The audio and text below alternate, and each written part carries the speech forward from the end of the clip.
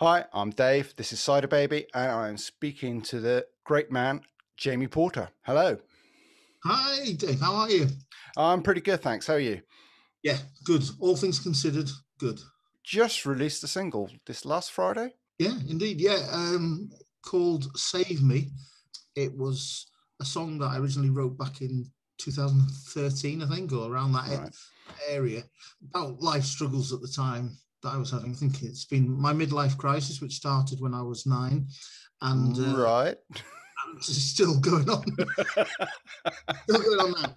Yeah. So anyway, yeah, I was having a bit of a bad time and feeling a bit trapped with life, I suppose, as people do.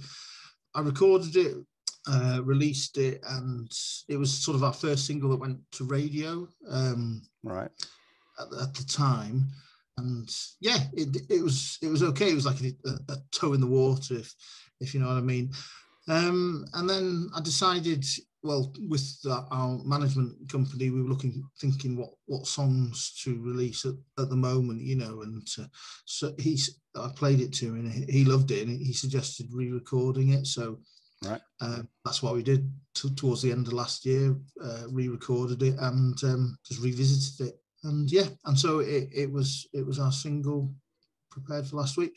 And the lyric sort of with the sort of feeling trapped, we kind of thought it really related to how people were feeling Yes. over lockdown, that restriction on life. And, we don't have, there's not much we can do about it, is there, at this time to break out of it, because obviously it's sort of enforced. So yeah, so we just thought it'd resonate well. It's slightly different to what we normally do. I try not to go too deep and well, not I don't say deep. Yeah, yeah. I'm afraid It I'm a is big quite a fan. deep song.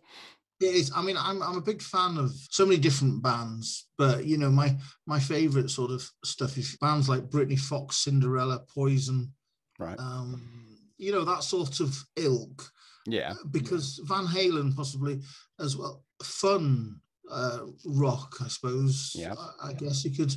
I mean, there's hundreds more. I mean, Aerosmith and that sort of stuff as well. But so I tend to stay away if I can from. There's a lot of bands out there doing the dark stuff. So I try to stay on more of a positive vibe if I can. Yeah. Yeah. So, but if a song is a story that's needs telling, or it's something that's part of you that can be expressed, then I think it's worth doing. So I don't put any restrictions on myself. I just like to try and be positive-ish. You released a video for it last Friday, Yeah. which I sat and watched the premiere of it on YouTube. Oh, yeah. I stopped the Thank car, you. pulled over, and I was well impressed. So, what was the work that went into that? Do you know it was? I dabble in all sorts of creative arts. He Right. says, like a witchcraft. No, I dabble in. I was looking to create a sense of representation of what the song was about. Does that make sense? Yeah. So that feeling of being closed in, that feeling of being a bit desperate in yourself. So that's really what I was looking at. And also it was a lockdown video, so I couldn't really involve too many other people. I mean, I did have lots of, there's always ideas floating about, Yeah. but it seems to have worked really well for that song. I'm pretty pleased with it. Yeah, I mean, it was purely, I can see all the mistakes in it, but to somebody who's just listening to it and looking at it for the song, unless they're a sort of, a hypercritical film videographer or whatever, that's going to pull it to pieces.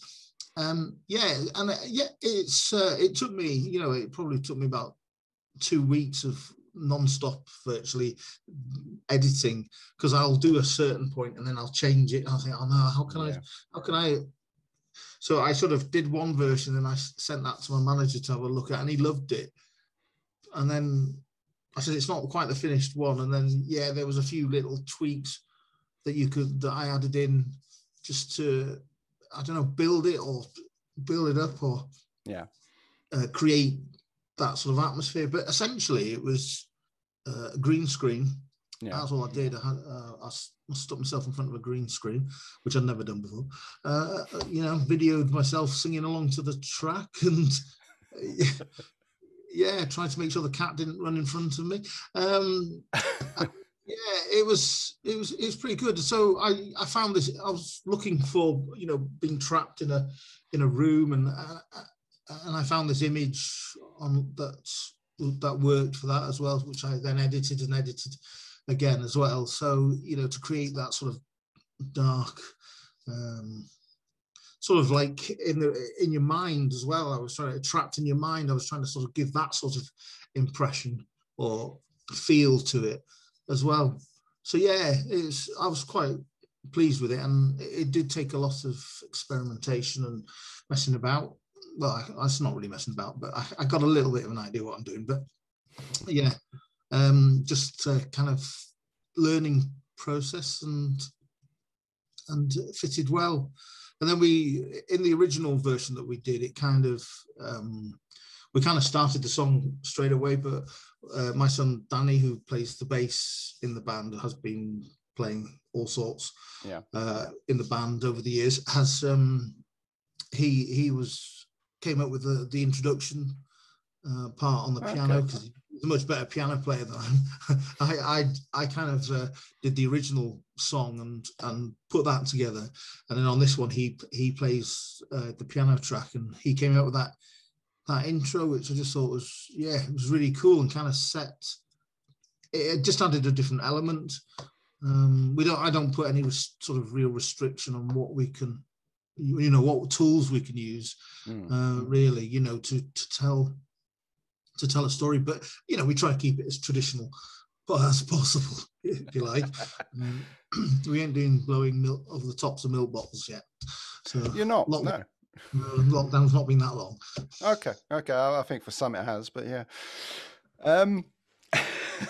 So you released another single back, when was that? October? Yeah, October the 30th, actually. Yeah, so, that's right. Ready for Action? Indeed. Yeah, that was we'd actually it's I'd been pretty unwell for a year or so prior to that, and Ready for Action was the first song that I actually wrote and completed after being unwell, because I wasn't able to concentrate on song. I was not in a state to be able to go out and play live or anything like that. I just had no energy. And as I was getting better towards the end of the year before last, I think that song came along just before Christmas. So I think a little present. I tend to do songs at Christmas. I seem to get some reasonable ideas going, hitting me. I don't know why. But yeah, so we did. I put that one together and actually released it in the following March or February of 2020. Ready for Action, because I was thinking, right, I'm getting back on this train now. I'm feeling better, and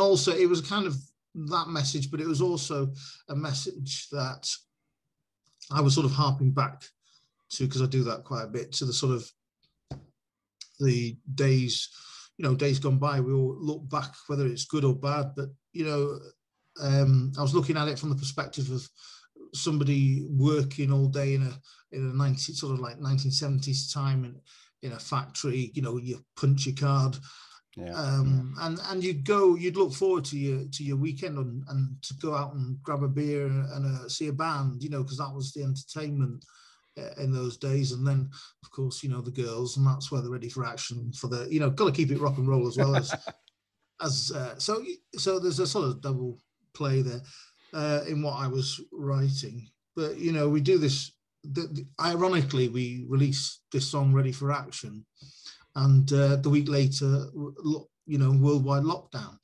So so I find that quite funny, really. Last time I write, I've got to be careful what titles I choose.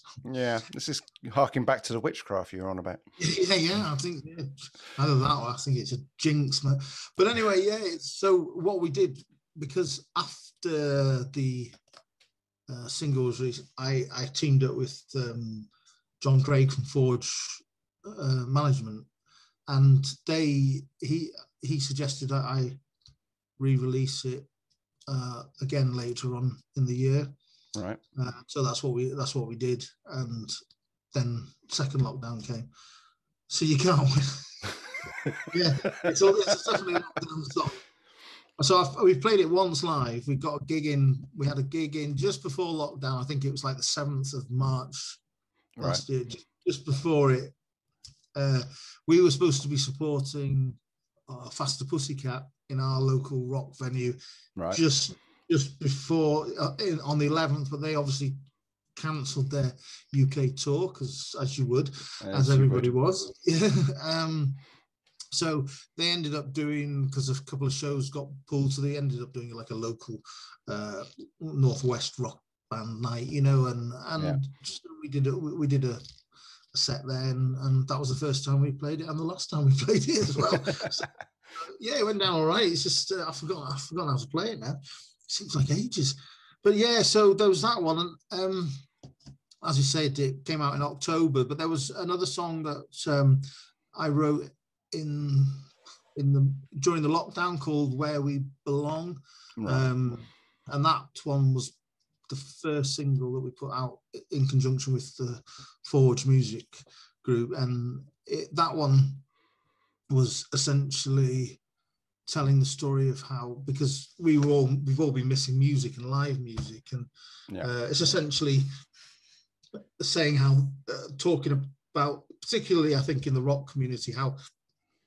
the music does sort of like bring you together, and it's you know, there's nothing better than seeing a live band, you know, and standing in that crowd singing along at the top of your voice, you know what I mean? So the lyrics on that were, that's what it was aimed. It was sort of like missing the community feel, because at the end, no matter what happens in your life and all the, you know, the stuff that's going on, that people have bad times or whatever, you know, this, you can go to see your band or meet people and get lost in the music, and basically it takes you out of that bad place for a time, or can do, can't it? You know, so absolutely.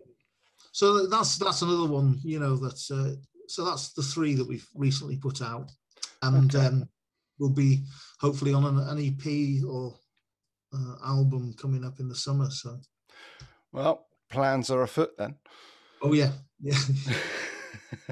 Never stop writing.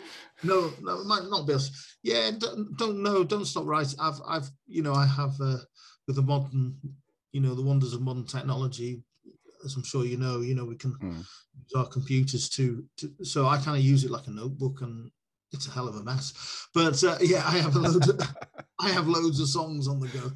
I'm a bit of a scatterbrain, and so it's fantastic to be able to go and do some work on something, and then you can come back to it. Yeah. And yeah, I have another 3 or 4 that I'm currently working on, and I keep switching, and they're in various stages of you know, some I've just finished writing the lyrics for, but sketched out the song, but need to re-record. Right. Because I tend to record, if you like, compose. And so I'll play about with guitar tracks and see what fits, and what fits the vibe of the song, and then they're in various. So I'll redo the guitar tracks afterwards, because often when I'm composing, it's just slapdash, just get it down, get the vibe, you know, get the feel from what's on the guitar, and the same with. You know, with vocals, there are various ways that I write lyrics and vocal melodies. So quite often, if I've been playing around with a riff and I've got an idea of a melody, I'll just do a scratch track where I just sort of sing into the microphone going da, da, da, da, da, da, da, like a Muppet Show. You know, it's not quite. And then I put words to it, and you know, sometimes it can actually work. I mean, it doesn't sound quite like what I was doing then, but, you know, sometimes the words actually just fall off due to the sort of meter, if you like, with the rhyme, the rhythm of the song, which is, it's kind of cool when that happens. Yeah. yeah, so lots of little sort of ways and things, but yeah, lots going on, writing wise.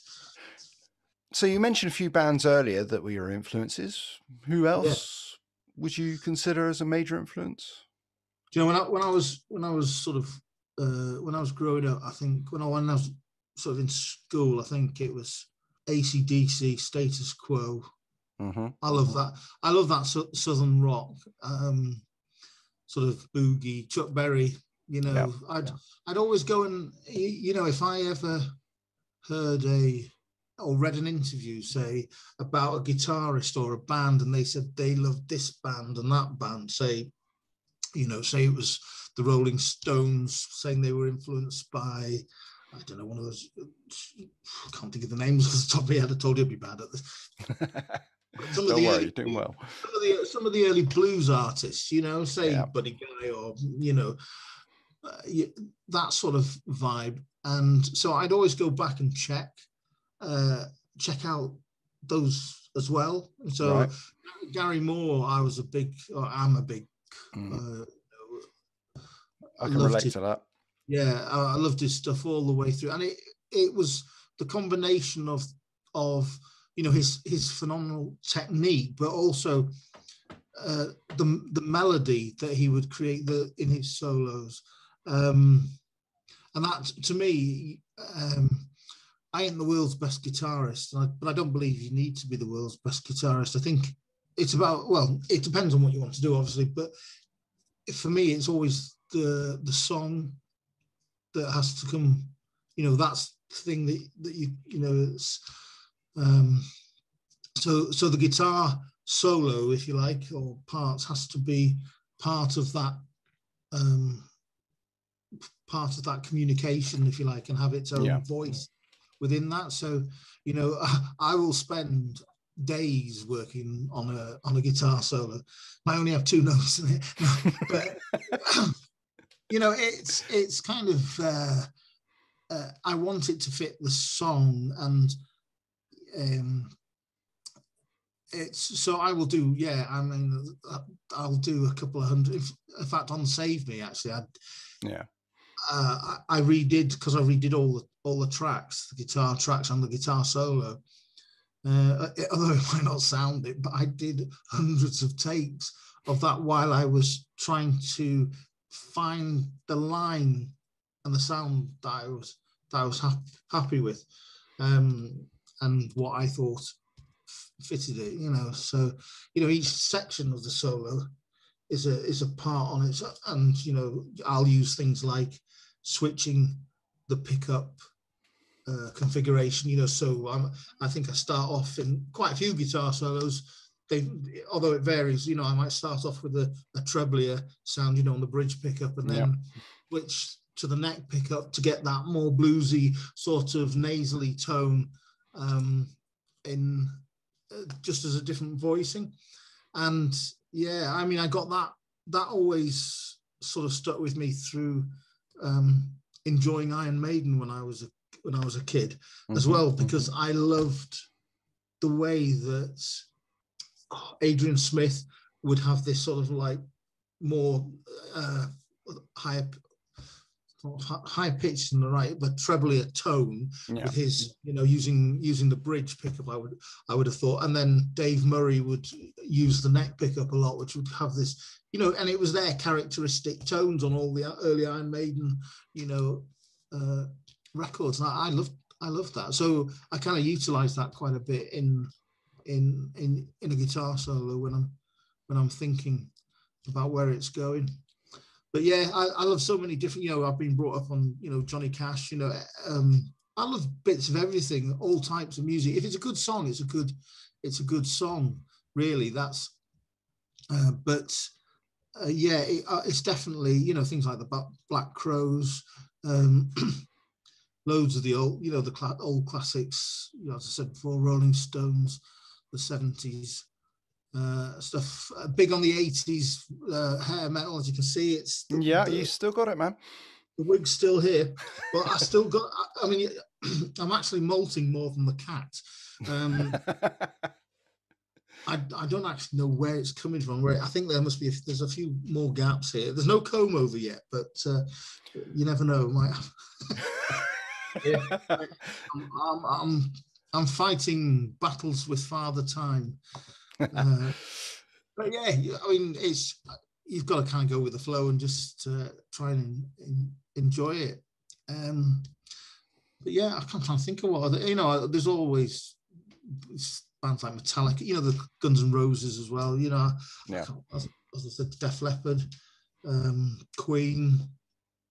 As a guitar player, I've listened to all the classic songs that every guitarist goes through. Led Zeppelin, Stairway to Heaven, Rock and Roll, Black Dog, and then Van Halen.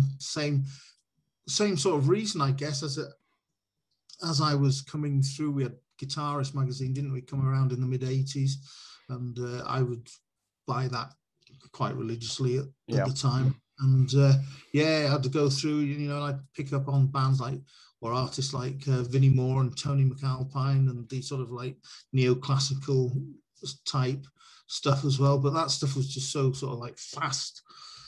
I could hear what they were doing, sort of. Yeah. But and I was thinking, oh yeah, that's that. But how the hell do you play it like that? Yes. So, and then bands like Dokken and George Lynch and that, Striper, any of those sort of like mid-'80s rockers. But yeah, Georgia Satellites like them as well. Dan Baird, I've always been a big fan of Dan Baird since forever. So and country stuff, country, cool. Blues rock, B.B. King. I loved it when Gary Moore got back to his blues roots on those albums. Oh, certainly, yes. Yeah, so I kind of, although I love that sort of stuff, that sort of bluesier side, but just my brain cannot work enough time to sort of dabble in everything, although I try to incorporate it.